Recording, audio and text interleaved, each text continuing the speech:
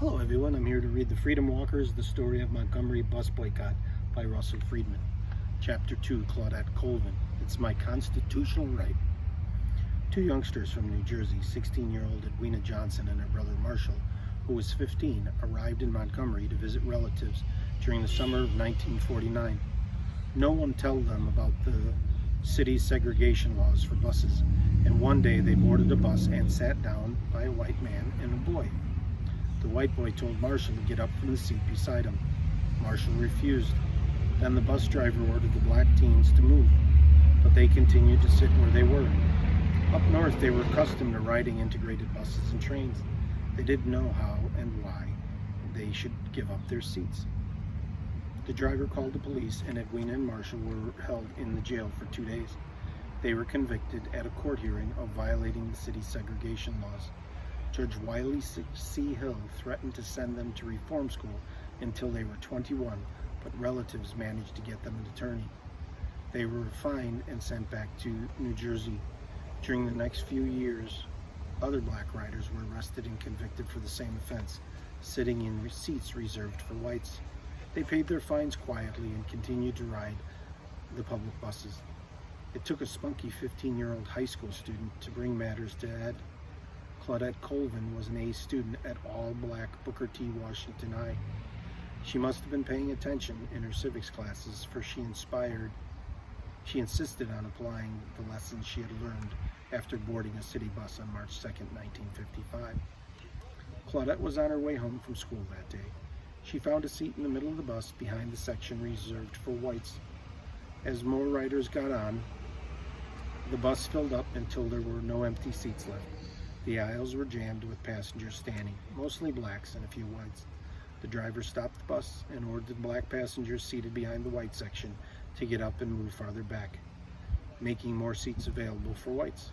Reluctantly, black riders gave up their seats and moved into the crowded aisles as the whites took over the vacated seats.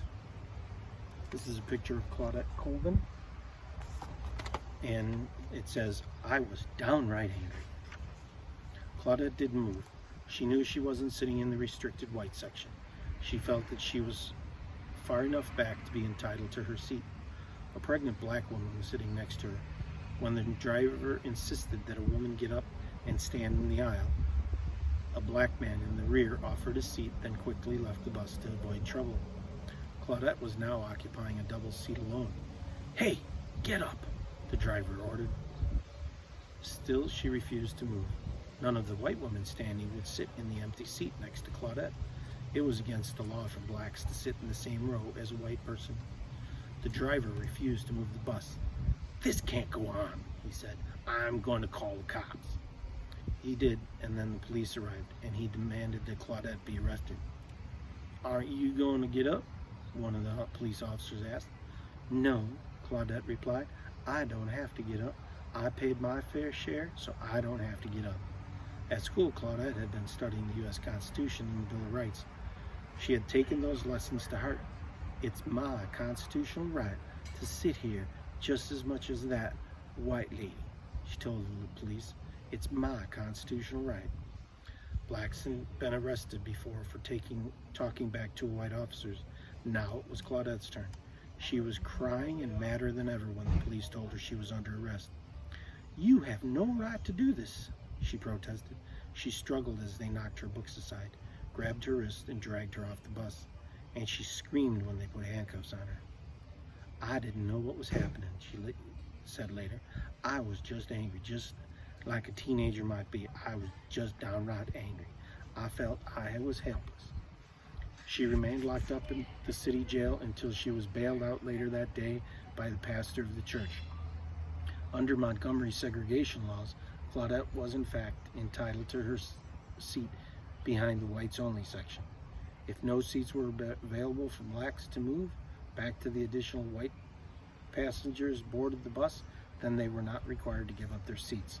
That was the official policy, but in actual practice, whenever a white person needed a seat, the driver would order the blacks to get up and move to the back of the bus, even when they had to stand in the aisles. Prosecutors threw the book at Claudette. She was charged not only with violating segregation laws, but also with assault and battery for resisting arrest. She insisted that she was colored and just as good as a Watt, the surprising arrested officer told the judge at the court hearing. Claudette's arrest galvanized the black community. E.D. Nixon, an influential black leader, came to the teenager's defense. This is E.D. Nixon.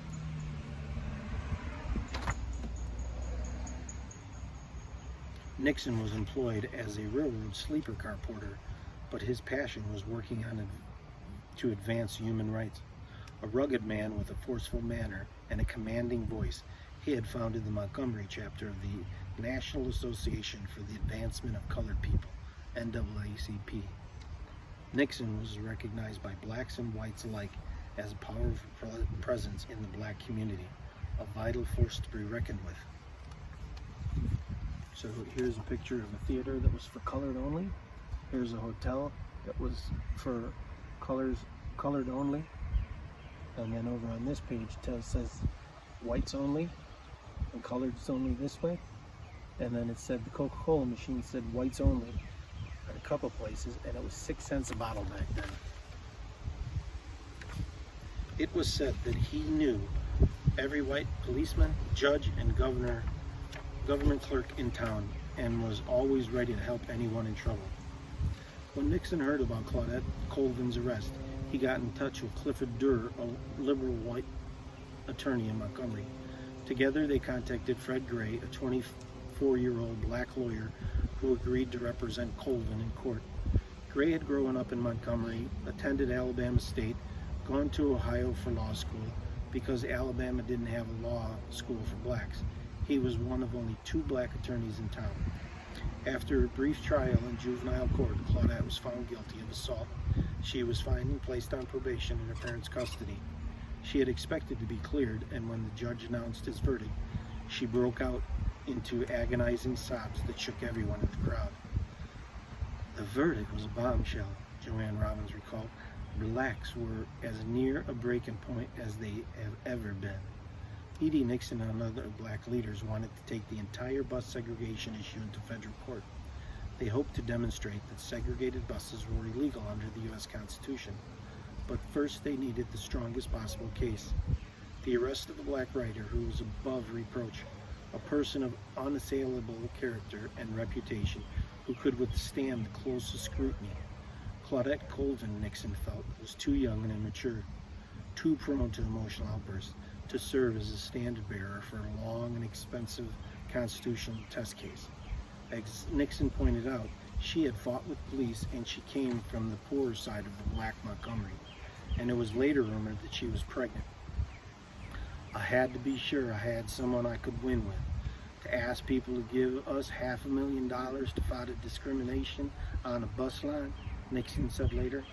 In October 1955, several months after Claudette was convicted, Mary Lou Smith, an 18-year-old black girl, was arrested when she refused to move back to the back of the bus so a white woman could take her seat.